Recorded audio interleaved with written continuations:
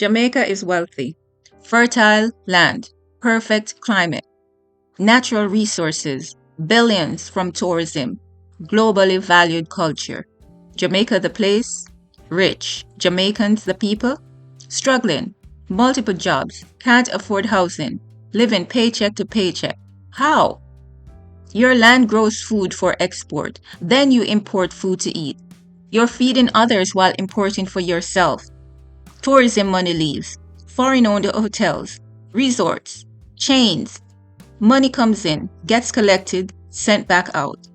Resources extracted, bauxite mined and shipped, beaches sold to developers, natural springs bottled and sold back to you at markup. You depend on imports, food, clothes, materials, almost everything. Foreign companies control it, set prices, profit. Jamaica produces for export but not for Jamaicans. The wealth is being extracted. Jamaica is rich, but the wealth isn't staying with Jamaicans. Time to change that.